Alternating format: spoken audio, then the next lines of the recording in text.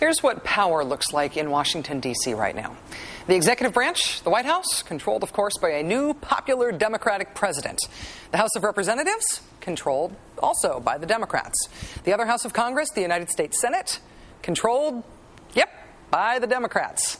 And just for context, you know how everyone talks about what a big deal Newt Gingrich was when he was Speaker of the House? How he wielded his massive Republican majority in the House to thwart Bill Clinton's agenda, to effectively neuter the new president in the middle of his first term?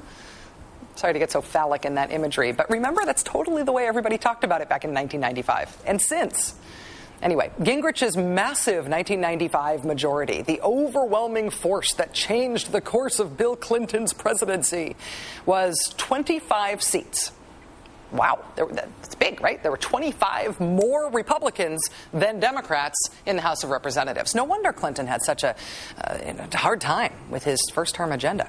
You want to know how big Nancy Pelosi's majority is this year?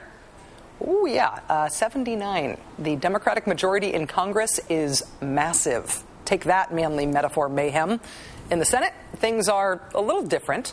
Since the Republicans have been in the minority there these last few terms, everyone has decided to go along quietly with the Republicans' insistence that these previously rarely used rules that give the minority some power in the Senate, those rules should now be used all the time.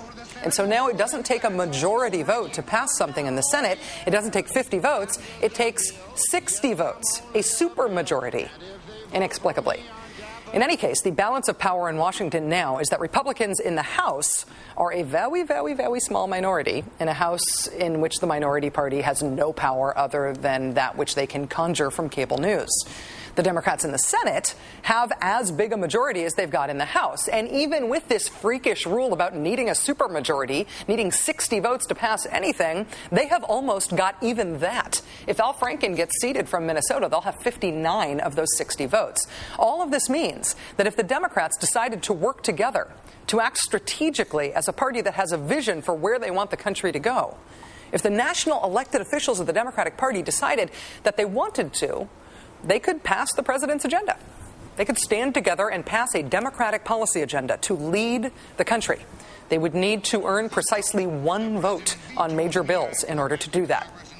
Or they could even get rid of the dumb "it takes 60 votes to pass anything" rule, and then they wouldn't need any Republican votes at all. If they wanted to, Democrats could use the power voters just gave them in Washington, and they could lead the country by passing a Democratic policy agenda. Guess what? Turns out they're not interested in that. The newspaper Roll Call reports today, quote, led by Senators Evan Bayh, Tom Carper, and Blanche Lincoln, a group of 15 to 20 Democratic moderates plans to formally announce next week that it is aligning as a loose coalition focused on deficit reduction and fiscal responsibility.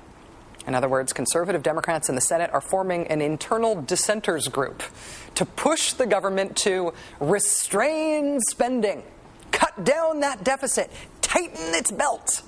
Does that sound familiar? I think if you look around the country, our economy is struggling. American families are tightening their belt, but they don't see government tightening its belt. And I think that we can get through this year and lead by example and show the American people that the government can go on a diet as well.